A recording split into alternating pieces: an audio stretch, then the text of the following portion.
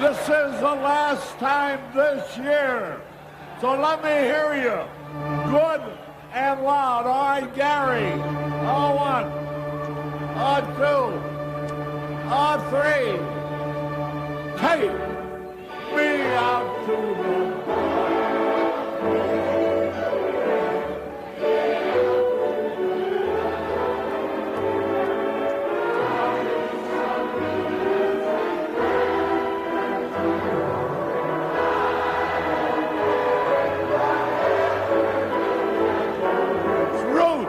root for the Robby.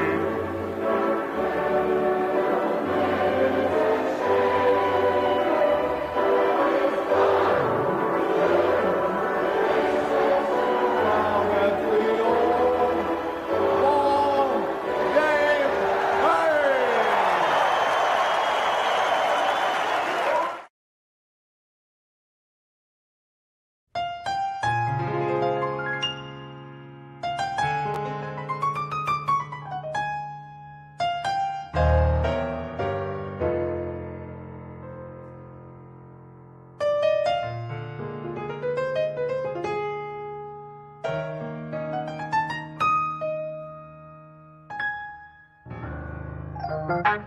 Reach out, oh, with Ray and Steve. Reach out, with Ray and Steve.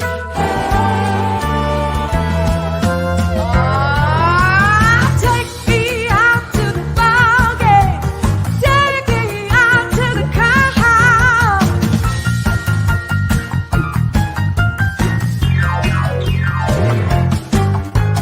Root for the home team. If they don't win, it's a shame.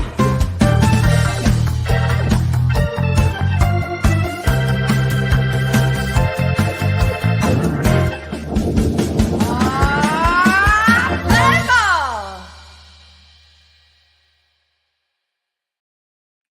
Hello, everybody, and very pleasant good evening to you, wherever you may be.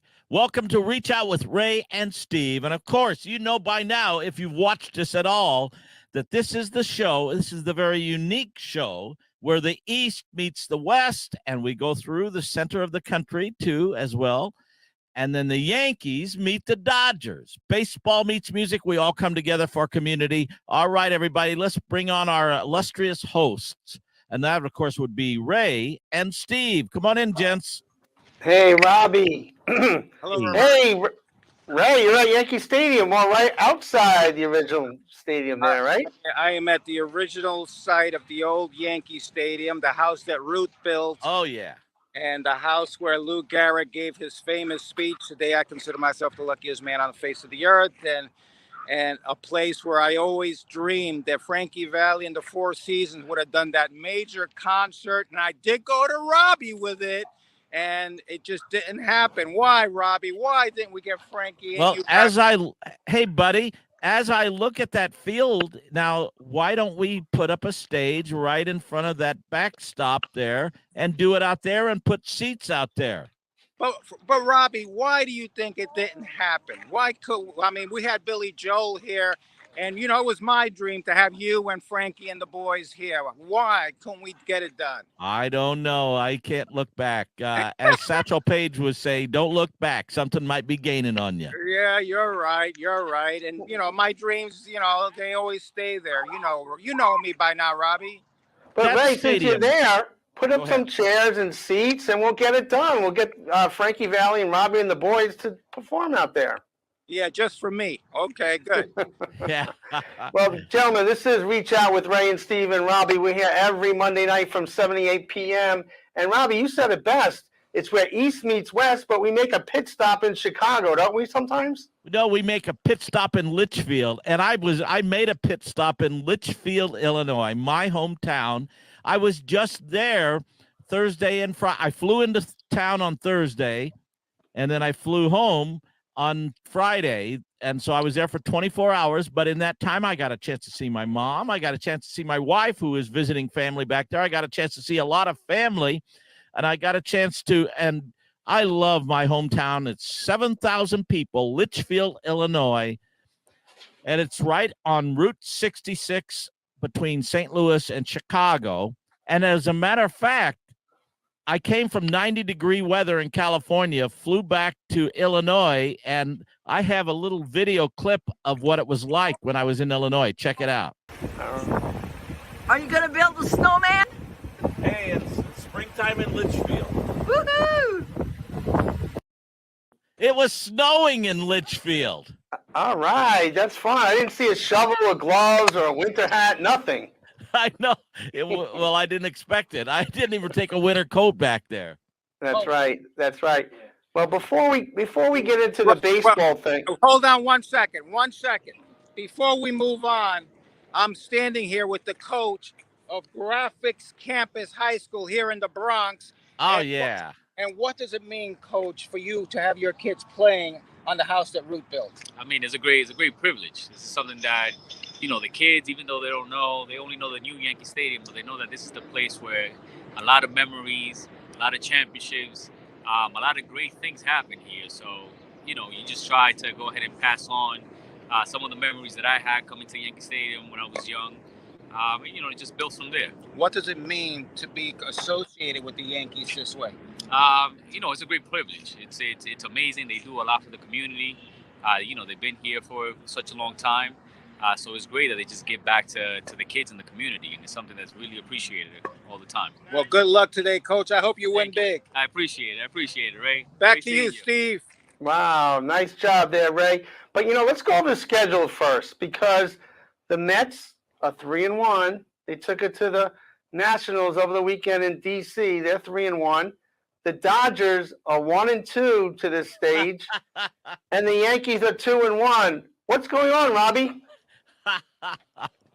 Well, here's what I think happened. Every pundit, and Kevin can vouch for this, every pundit picked the Dodgers to win the World Series. I mean, they have a dream team, a lineup for the ages. As a matter of fact, you'll like this, Ray. The pundits are even equating this lineup with Ruth and Gehrig in the 1927 Yankees. Murder's Row. Murder's Row. I mean, but so, and maybe in some ways now they think they're just going to have to get it handed to them. Maybe they don't realize that they actually have to play the games before they win the championship. The Dodgers we don't. Everybody. Dodgers going to roll over everybody, and at the end of the season, you're going to have the Dodgers and hopefully the Yankees going at it, and we'll have a lot of excitement here in the Bronx and in LA.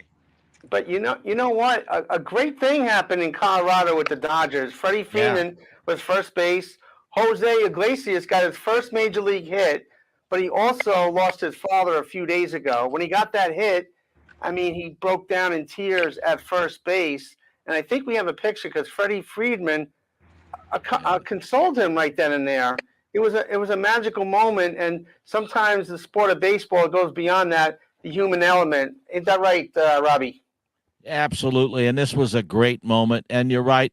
What happened was, he began to cry. He reached first because he knew that this was, I guess, the first game. Was it his father or his grandfather had passed away?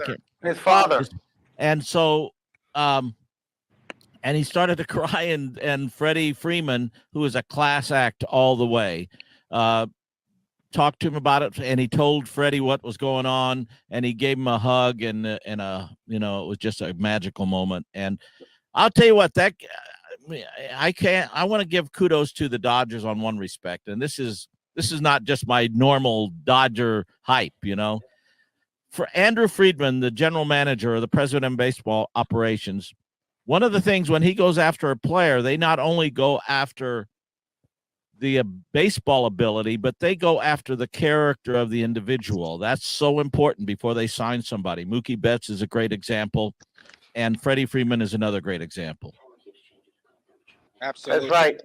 It's tough to find the heart and soul of what the game of baseball is supposed to be all about. And moments like this supposed to last forever. And you know what? It's the same thing in entertainment. I find the same thing in music.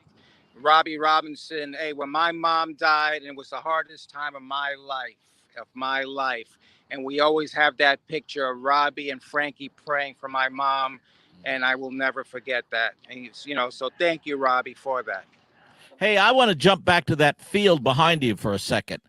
You're talking about the house that Ruth built. You're talking about the original Yankee Stadium before they tore it down and built the new stadium. But the original Yankee Stadium, I would argue that it is the most famous sports stadium in the history of the world. Next to the Roman Coliseum. Exactly. That's what I was going to say. Next to the Roman Coliseum, because more major events happen there than anywhere in the world.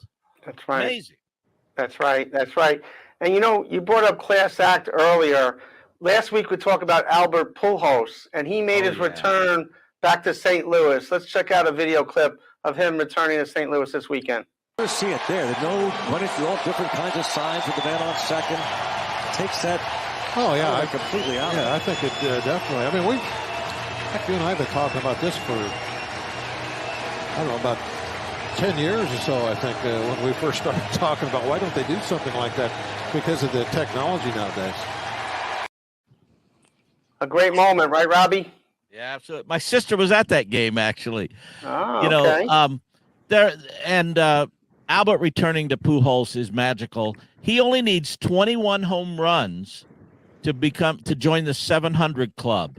Wow. And in the 700 home run club, there are only 2 legitimate members, and that would be Hank Aaron, Willie Mays. You can figure out who the rest of them are, but Willie Mays, Hank Aaron, and then Albert Pujols, and that's going to be an amazing thing. And he's got a great shot at doing it because he's going to be playing almost every game this year. That's right. That's right. And we have 2 ex-Yankees, former Yankees that hit home runs. Let's check them out back to back. Gio and Gary Sanchez.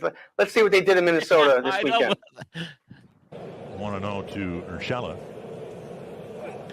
That's hit well to left field. Winker going back, looking up, and it is gone. A home run.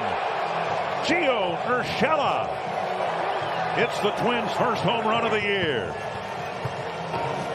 Oh, welcome to town right there. That's a good way to introduce yourself. Nice play. Last half inning on the defensive side, running up the tarp, and then comes up leading up. There she goes.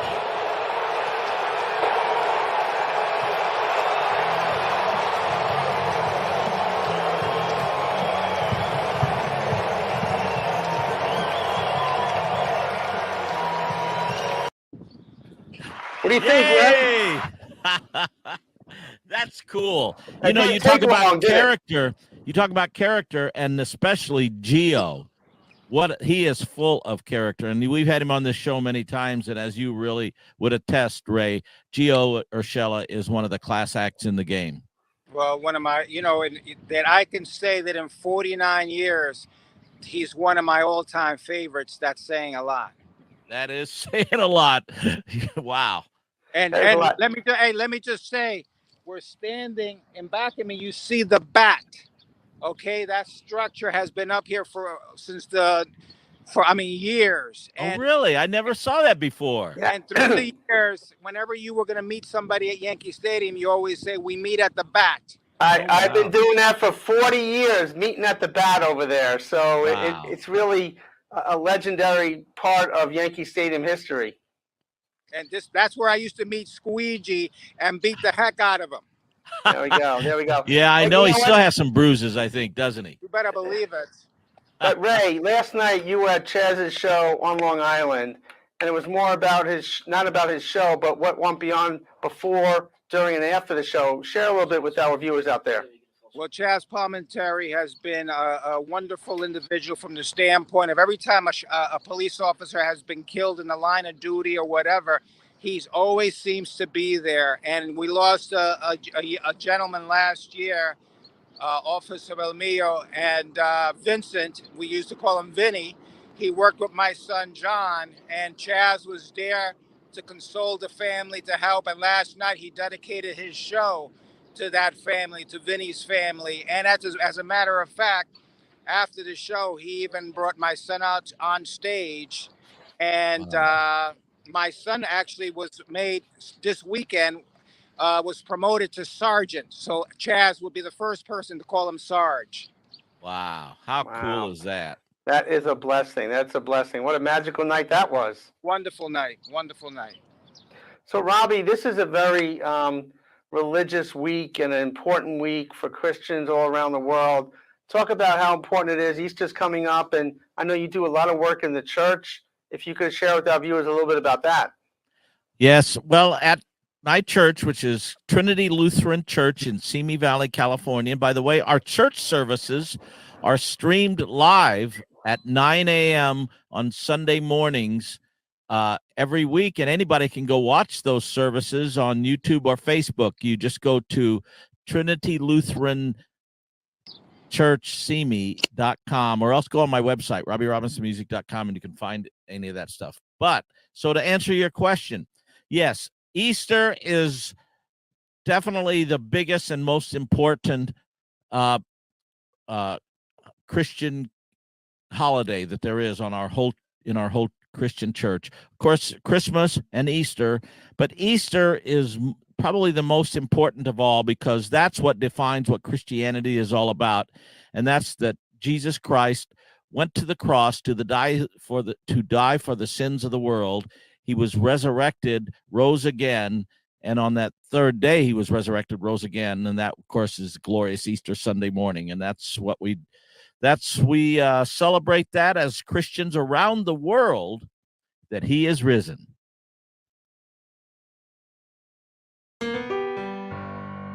Praise him, praise him, praise him in the morning, praise him in the noontime, praise him, oh,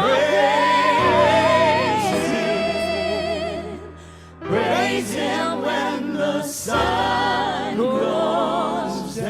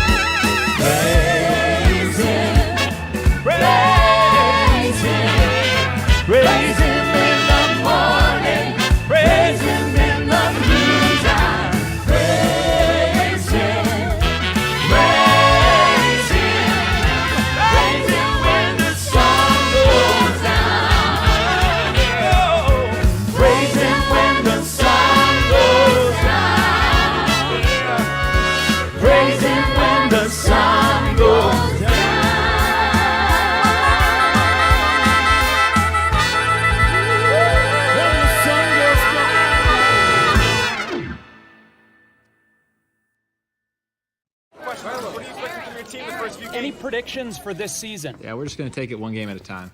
Es un honor estar aquí en Grandes Ligas. We're going to have a good team. We're excited. We're going to win this World Series and the next one.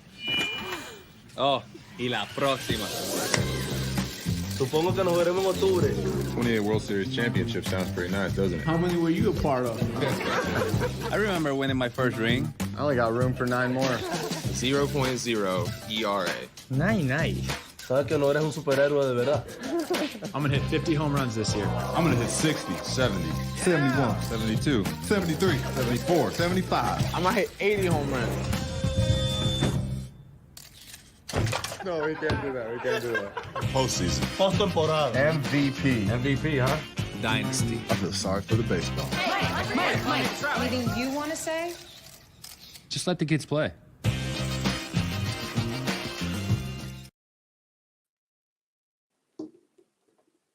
And the great writer, formerly of the New York Post, but on his own now in retirement. I think he's doing more work now. He's also got voted into the New York State Baseball Hall of Fame recently. Kevin, welcome back to our show. You've been a favorite of ours, and you keep coming back and sharing your knowledge about baseball. Well, after 47 years, you got to learn something. Hanging out with Tony Gwynn for 10 years and Derek Jeter, Ray Negron, all the greats, you know. So, plus, I was a pretty good player in my own little right. So we'll see where it goes. Great opening weekend, you know. It was a lot of fun, a lot of interesting things. Want to point out that Robby's Dodgers hit 1 home run. You know, and the funny thing is, who hit it, right? Yeah, exactly. And the Go Twins ahead, hit Kevin. 9. Tell the audience. The Twins hit 9 homers, and actually and I'm still waiting on Cody Bellinger. We talked about him last week. But, a lot of ups and downs. I want to point out some numbers real quick before I forget. The on-base percentage of the Nats was .202. Are we surprised by that? No. The Royals slugged .245. You know, doubles to me is a huge thing. Nats hardly had any. The White Sox had 10. And, of course, the Yankees, I think the Yankees will be okay because of that bullpen, but I'm still concerned about the starting pitching, and we'll see where it goes from here. Mm-hmm. Yeah, I heard a lot of scuttlebutt in the news this past week as Aaron Judge did not sign the extension. Is that still the situation? Well, yeah, I wrote a big piece on Ball 9 on that because I have a lot of historical knowledge on that as well. Every year, guys, when I used to come into the Yankee spring training or regular season, and Ray can attest to this, Judge and I have a very good relationship. I'm pretty close to his parents. I know them quite well. Nice, wonderful people. Raised a great kid. But my joke to Aaron Judge every year was, "Hey, Aaron, did the Yankees offer you an extension yet?" This was when guys like Acuna were getting signed. All the other guys were getting signed. And Aaron would give me that little sly smile of his, basically saying the Yankees don't do that kind of stuff. So here we are, though. The bill is the bill needs to be paid now, though, and this is where we're at. So when a lot of it's very unusual. The Yankees let out the numbers in the press conference, and Brian Cashman basically what was it, 213, 30 million a year, roughly 7 years. But I think that was done as a move to kind of let as transparency. Can't disagree with it, but also it's letting the fans know, like, well, we tried, but there's a lot more going on there. They could have signed him years ago. So I don't think it was a great move. PR-wise with the Yankees with Judge. I think it's like a scout told me, and I put in the article, you don't want to piss off your best player. And again, I know the money is crazy. We all know that about all the players. But Judge has one shot at this. It is the Yankees' $6 billion franchise. They made a lot of money off in the last 4 or 5 years. Judge's chambers, jerseys. So this is a story that we're going to watch all year. And I think it's a good thing that Judge said, I'm not going to deal with it during the season because he wants his attention on the field. Sure. And we've all been through this, and Ray's been through this with players through the years. And the key is, can Judge put it behind him? I think he can. I think he'll deliver. And but I'll tell you what, it's going to be a very interesting offseason next year because never forget, and Robby, you can relate to this a little bit. You were just talking about your hometown. Never forget that Judge is from Northern California. And if the Giants come in with a big price tag, maybe the kid will want to go home. I'm not saying it'll happen. I know he wants to be a Yankee forever, but it's something. It's something to keep an eye on. Plus, Kevin, there's a team. My boy have an opening in the outfield just for Aaron Judge, and they've got the bankroll for Aaron Judge. Wouldn't that be a nice add him to that lineup? Robbie, you're such a selfish man, Robbie. Robbie, it's early April already. Can we get through this season first? Well, you know what? There's other players making major money, and I think that's where Aaron Judge comes off of wanting more money. But why are the Yankees and why is this so late in the game for him? Like Tatis Jr. got a big contract at a young age. Why? I think that's part of the issue, that he's waiting so long, and now he just wants to wait a little longer so he controls the thing here. What do you think, Kevin? Yeah, that's a great point, Steve. But again, I think he would have been willing to sign that deal if there was and the Yankees would have saved themselves a lot of money if they offered a big contract 3-4 years ago. But they just don't do that kind of stuff. They play out the arbitration years, and you know, and like you said, it's a long season. We got the Yankees and Blue Jays coming up now. Blue Jays pitching gave up like 22 runs to the Rangers, and you know, they got off to a rough start. So it's going to be very interesting. One of the things I liked about the Yankees, even though he's a little off to a slow start, I like the shortstop, kind of Falefa. He's playing the position right for the most part. Stanton obviously is on fire. As long as they keep pitching, Stanton, you got to think, guys, baseball-wise, you got to think of Stanton as a left-handed hitter. That's what he loves. He loves the ball low, and he crushes those low pitches. It's amazing to me that no one's really quite figured that out and kind of raised it. But you know, if Stanton does his stuff, but the Yankees just showed us who they are already. They're a home run team. They score their runs via home runs. I think they only had one run via, you know, putting the ball in play. That's, to me, where the Yankees have to make the adjustment, and we got to start seeing that against the Blue Jays. And the Blue Jays, I mean, that talk about a lineup. That's a lights-out lineup, and they're going to be dangerous. But it's going to be a fun year. The whole AL East is going to be fun to watch. The Orioles, of course, stink. And the Yankees, one other point, they play 10 games against the Orioles before May 25th. They play a really weak schedule early on, and then they have 2 August road trips out west. So there's a lot to look forward to with the Yankees. So if I'm a Yankee fan, I want to see the Yankees get off to a hot start right away and make some headway, because it's going to be much more difficult come August. Anthony Rizzo is the guy for them, left-hander. He's got 6 ribbies, 2 big home runs, and you know, he's a mainstay there. He looks pretty good there at first base, and I think you know, when you look at things, that was a really good signing, and not signing some of the big guys. No, that was a great signing, and I said it last year when they got him. It was a great move, and they actually, I was a little surprised they didn't sign him right away. They dragged that one out too. You know, somebody could have came in. The Red Sox could have came in and stole him away. They didn't do it. But Rizzo, what he does, fellas, if you watch the games closely, he's first of all, he's a left-handed bat. The Yankees don't have enough left-handed bats. Second of all, every pitching change, every meeting on the mound, who's talking? It's Rizzo. Rizzo is almost like the pitching coach, the player pitching coach. He's really settles down, especially with the young guys in the bullpen. He's done a great job of settling the young guys down. So he means so much to that team. So the big point is, with Judge in the outfield, Rizzo in the infield, Gary Sanchez now in Minnesota, and we all knew Gary needed a change. And I happened to be watching that game when he hit the grand slam. His immediate reaction was thumbs up to the dugout, like, I can do it, fellas. I can do it. Trust me. And they were all rooting for him. So good for Gary Sanchez. And Ray said it perfectly about Gio, what kind of player he is. But the Yankees have leadership in the infield. They have leadership in the outfield. They also have defense in the infield now, and a little bit, and you can see it with their catching. They have better catching, and the pitch comm, fellas, the pitch comm is working well. But I want to point out before, while I'm on here, you know who brought in the first transmitters talking to the pitchers? Who's Somebody that? take a guess. You'll never guess, but I'll tell you the story real quick. Happened 60 years ago. Wow. 60 years ago, Jack McKean, my old friend, Jack Oh, McKean, wow. right. Jack McKean was managing Vancouver. And the reason I know this is because I did Jack's book with him called I'm Just Getting Started. So he told me this story many years ago.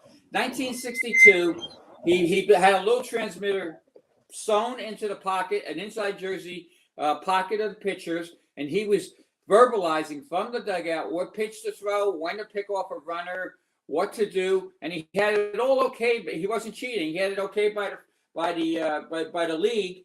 And this is the funny part Jack did. He also created a helmet for himself with a car antenna. He went to a auto place, put an antenna on the car, and communicated with his pitchers that way in 1962 in Vancouver. So everything in baseball that's new is old again.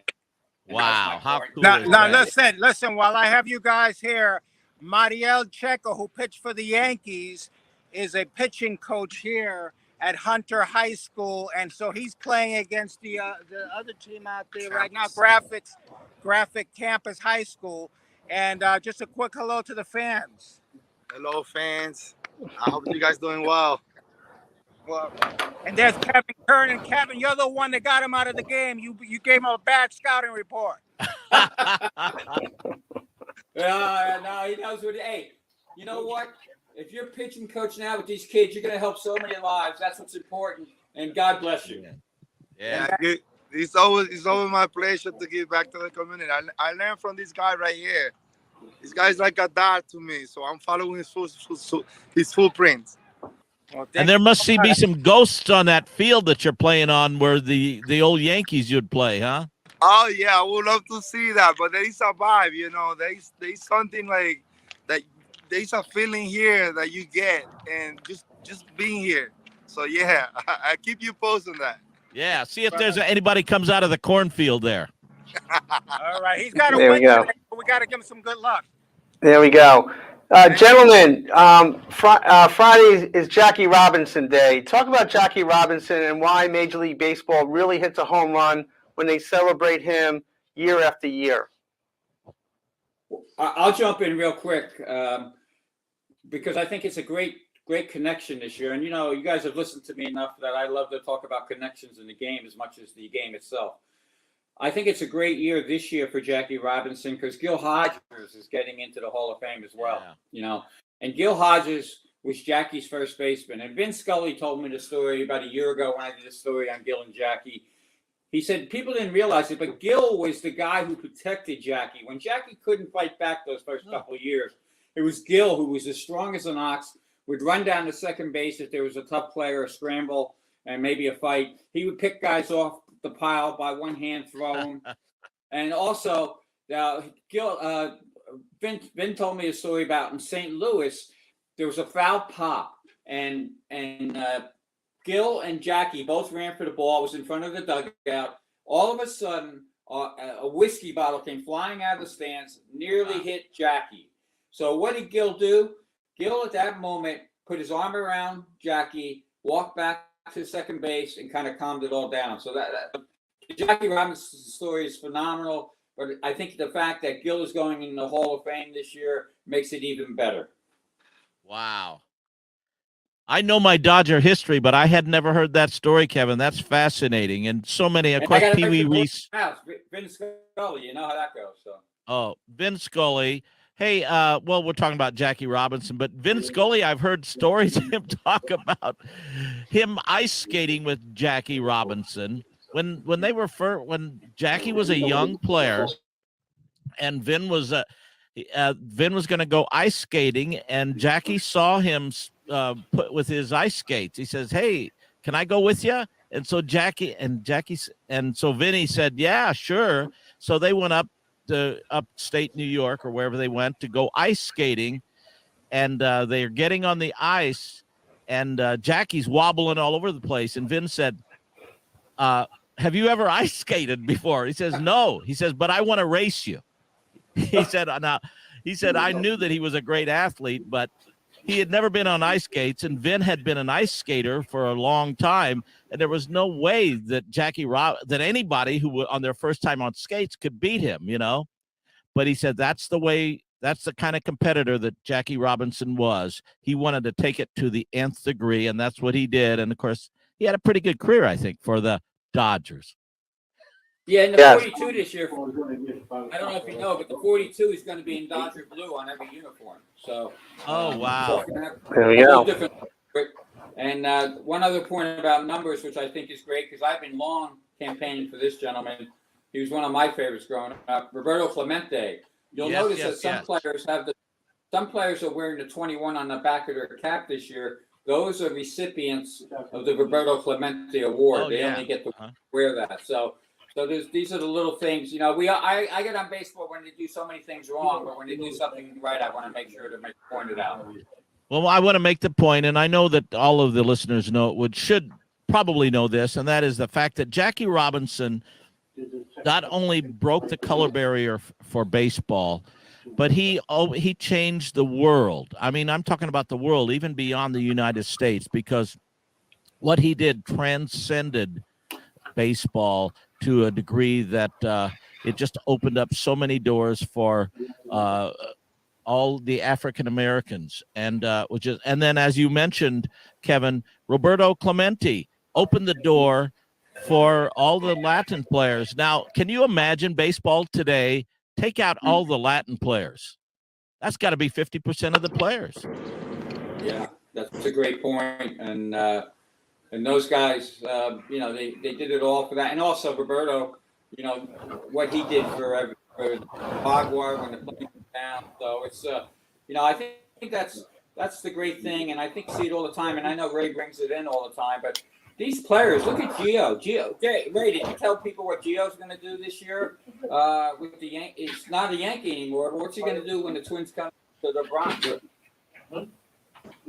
I would be very disappointed if he didn't get a huge standing ovation. I'd be very disappointed. Yeah, but isn't he making a nice presentation, or is he going to go somewhere? He's actually flying in on his off day, May the 9th. May the 9th, he's flying in to honor Thurman Munson. Wow. Okay, to honor Thurman Munson, because they're naming a whole league, over 300 kids after Thurman Munson, the Thurman Munson Baseball League, and Gio is flying in to make the announcement. Incredible. Wow. And Kevin, real quick, Kevin, how can people read your publications and contact you? Yeah, I'm at ball9.com. It's a great baseball website. Ball9, just like it says, .com. Follow me on Twitter, AMBS, and that stands for America's Most Beloved Sports Writer _Kernan. And it's done with a sense of humor. I didn't give myself that name. Another writer gave it to me. And next time you guys have me on the show, remind me to tell you about my first meeting with Thurman Munson. We definitely will. And you're wearing a shirt, Augie's Draft. What's that all about? Well, I live in St. Augustine, and my son, who was a baseball player through college, my daughter and my oldest son as well, my son went into the business. And if you're in St. Augustine, you have to go to Augie's Draft. It's a pour-your-own beer place, beer, wine, and hard cider, and great food, like 25 TVs. It's the place to be for sports. Again, it's in St. Augustine, Florida, so check it out sometime. Awesome. Kevin, thank you so very much. Kevin, I love that you have your Hall of Fame plaque directly above your head. I love it. Yeah, bravo. I'm sliding, head first slide home. I love it. I love it. Thank you, Kevin. Have a great afternoon. And one bat boy to another bat boy. Let's check out this video before we bring in this other bat boy. Let's check it out. Let's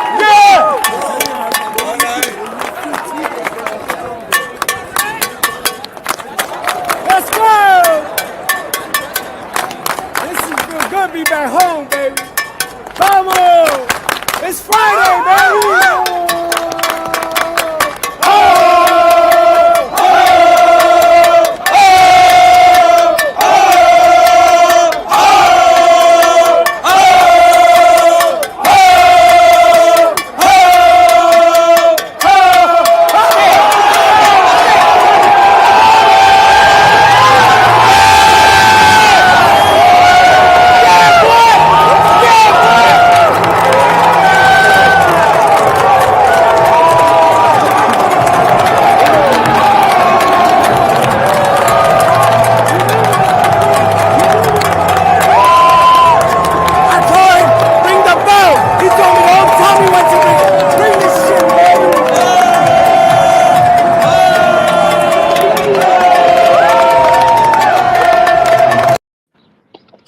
Squeegee, what are you yelling out there, man? I love it, man. That's cool. Ring the bell, ring the bell.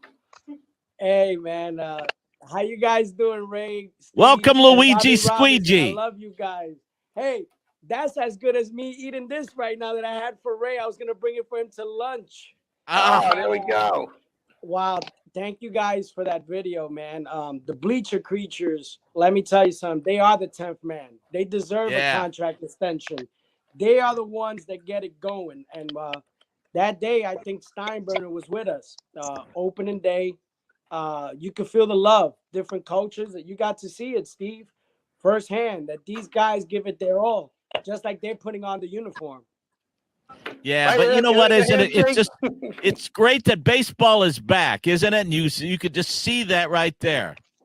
Yeah, it's nothing better than having people come together it's just like life, coming together for 3 hours, and it should be like that every day. And this is the first year. High-fiving each other.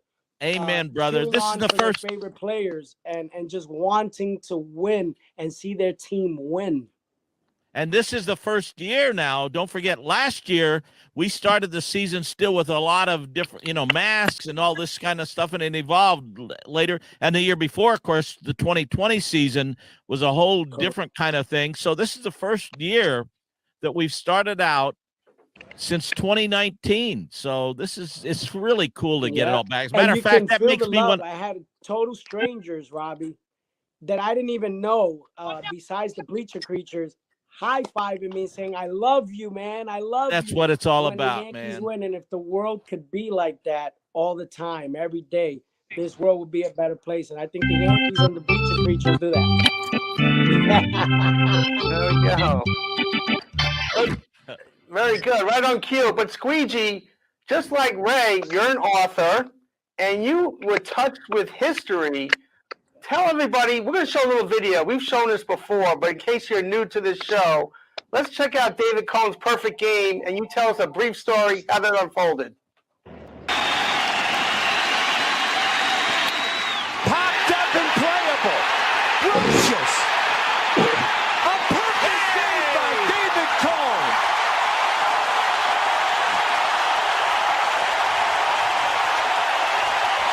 David Cohn, that day, man, it's an unbelievable day. It will always live with me and him forever. I got to warm up my childhood idol. It was a hot, muggy day, turned into a 45-minute rain delay in the third inning.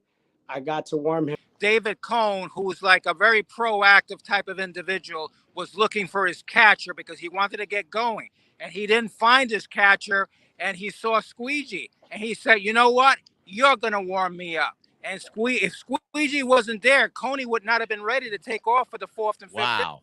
So Squeegee is a hero that day, okay? And I wish that people would understand the concept of these little things. It's a little idiosyncrasy, but you know what? It don't happen. I'm telling you, it don't happen if he hadn't been there to warm him up. That's the story behind the story, isn't it? That's exactly. What's cool. Exactly. That's right. That's Squeegee through the years in the bleacher that's section. Squeegee when he used to grow tobacco in Cuba. Oh, but Squeegee, you can't share. You have to share the spotlight today because you have a friend of yours, Mark, that's going to join us. Talk about Mark, and we'll bring him right on. Mark is one of the OG Bleacher Creatures, just like Tina Lewis, Milton, Kaneki, Joe, and all the greats, man. And this guy has been a part of my life since my teenage years, and took me in. And he is the guy that does roll call, and he calls all the players. And he's a great guy, and has a great passion for the Yankees and its organization. Well, let's bring him on. Mark, are you there? There you go. Mark and Squeegee right there. Friendships for life. Mark, how you doing today? I'm doing good. How are you doing? Hey, Thank Mark, you for joining us. Thank you. Well, you know Squeegee, that's Robbie Robinson over there. He's a Dodger fan, as you can tell. And you know Ray Negron, right, sir? I do. I've known Ray a couple of years now. Right. So, Mark, tell us how you got to this whole Bleacher Creature thing to begin with. Well, I've been a Yankee fan since birth. I take after my mom, actually, who back in the day, she would go as a child to see Mickey Mantle play, and that kind of passed on to me. She thinks I was sitting as a child during the Bucky Dent home run game and just saw the intensity, and it just kind of rubbed off on me a little bit. And when I got old enough to live in the city, I started to go to more games, and I saw the crowd in Section 39 in the old stadium, and I wanted to check it out. I was always one of those loud Yankee fans, and it just seemed like a perfect fit. And I go there my first time at the end of the 98 season, and I experienced the whole thing. I'm like, I'm not sitting anywhere else. So 99 would be my official rookie year, and the rest is history. Wow. And when did you first meet Luigi? How'd that connection turn out? You know, when you're a rookie, you just don't know who the regulars are and what's going on. But one thing in the early roll calls, this is years before I started doing it, was we would roll call Luigi. Back then in the late 90s, there were just two pitchers who have ever been in the roll call regularly. That was David Cohn and David Wells, because of the perfect games. And we added, and back then, when Michael Kay and John Sterling were still radio partners, we added them to the roll call. And Luigi was still the bat boy at that point, so we added him. Like, I didn't even know he was at that point. And I probably met him later on, but because I was still very new to the section. But I'm cheering his name, and before I even met him. Awesome. Yeah, hey, the roll call is the best thing that goes on in Yankee Stadium. And when you see these players' reactions after their name gets called after the first pitch, and the way they salute the fans, I know that makes the boss proud, because you got to get on with business. After you get your name called, the players got to focus on the game. But that player-fan connection, it was before Facebook and Instagram. Now it was the Bleacher Creatures who started that, and I want them to get that recognition, because it brings an element to Yankee Stadium that you don't get to see. Nope. And Well, guys, hey guys, so explain to the audience. I never heard of this roll call thing. So explain to all of us out here outside of New York what that's all about. Okay, basically, this started in the 90s, well before I started doing it. But so I'm just one of a line of people who have led this chant. But basically what happens is right after the first pitch, we call out the center fielder, and we cheer him on until he turns around and waves to us. Cool. Then we go to left field, right field, first, second, short, third. And then we tell everybody that we do not do the wave in Section 203 because that's just not a Yankee chant. And we originate, we don't imitate. The wave. Save the wave for Shea. Exactly. Hey, Mark, while you're there, give us a Gleyber Torres. Gleyber Torres. There we go. Yeah, cool. And let me tell you, the Bleacher Creatures are not too fond of box seats and Boston Red Sox people, right? That is true. Though we are no longer allowed to express our feelings towards the box seats at the end of roll call. That went away about 8-9 years ago, but we find ways. Well, let me tell you, my first experience from the first inning to the ninth inning being the Bleacher Creature, and I got to tell you, first of all, it's a big party. It's hard to find the score. You don't know what's going on. There's so much action going on in the bleachers. And you're having so much fun. And oh yes, there's a Yankee game going on in front of you. Hey, and I heard that Steve didn't always find a way to get a hot dog. Well, we always remember that the first reason we're there is to be the 10th man and to make it happen. And Yankee baseball comes first. It's funny, since we have a gentleman who's a big Dodger fan here. A few years ago, when the Dodgers were last in town, their fans tried to copy our roll call. Really? Yeah, it wasn't appreciated, because you guys should be doing your own thing. Robby, what's going on there, Robby? You're not only stealing, you're trying to steal our mojo, Robby. I gotta go over there now. I don't know. Yeah, come and cheer, but you know, I guess imitation is the biggest form of flattery, but it always will come down to the fact that it originated with the Yankee fans and with our section 39. You know, if you really Yeah, take we would this, love to have you, Robbie Robinson, one day with the Dodgers uniform on and the hat. hey, I'll come in there. You know what? The last Ray set it up, and I got to play the organ at Yankee Stadium, which was such a super cool thing.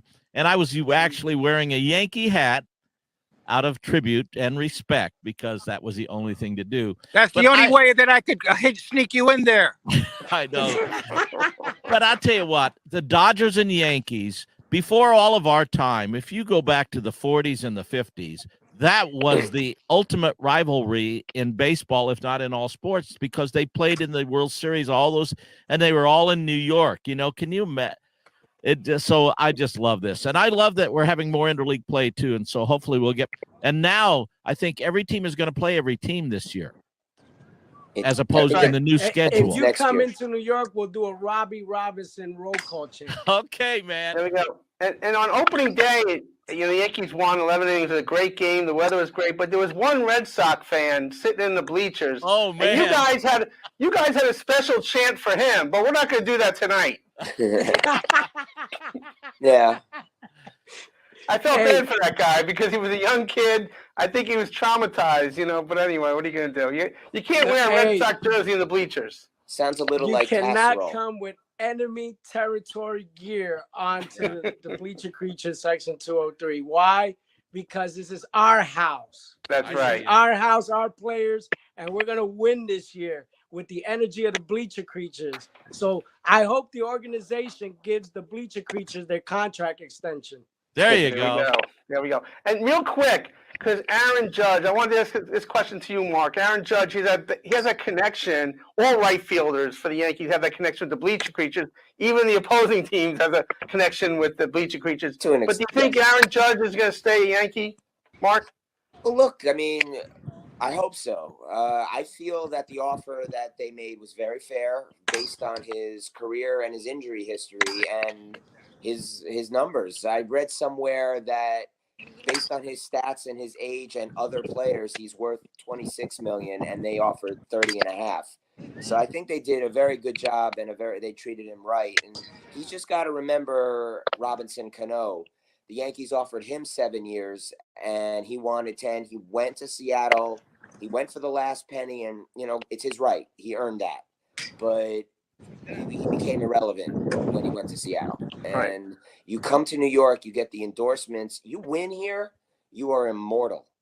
And that you don't have that in other places, not to the same extent, even when you do win, unless you're like Kirk Gibson, who had a massive home run that everybody remembers. That was a pretty good day.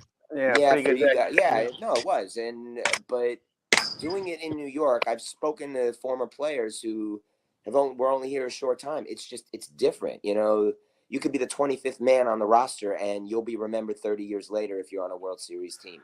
Well, I don't know. I'm kind of dreaming of this lineup that goes Mookie Betts, Freddie Freeman, Trey Turner, and Aaron Judge batting cleanup. Wow. Hey, I like dreaming. Hey, okay, Mark and Luigi, we gotta go. But Squeegee, how can we get a hold of your book? My book is on Amazon or Barnes & Noble's Clubhouse Confidential, and I'm also coming out with a new book honoring David Cohn and Darryl Strawberry called The Lucky Baseball. Awesome. Well, thank you so much, gentlemen. We're gonna bring you back on and keep chanting those chants in the Bleacher Creatures there. I'll see you next time. All right, I'll be there tonight. Thank you, guys. We'll win tonight. All right. God bless. Great guys, right, Ray? You know, absolutely. And I'll tell you what, that Luigi Squeegee is such a great, you know, he's in the lineage of Ray Negron. I mean, he followed in Ray's footsteps in so many levels, and he gives back to everybody. You know, he's a good man. That's right. And to end the show tonight, Robbie, I know you have a Jam and Java tonight, but you have another video because it is Easter time. What do we have? Yeah. Well, this is our buddy Sarah Nimitz and I. It's a song that we wrote, and it's Easter. We wrote it last Easter, so it's all set for this Easter. It's called He Is Risen Indeed. I'm getting my baseball glove out here to play. There we go. God bless you. Happy holidays. That's you, Robbie. Yeah, baby.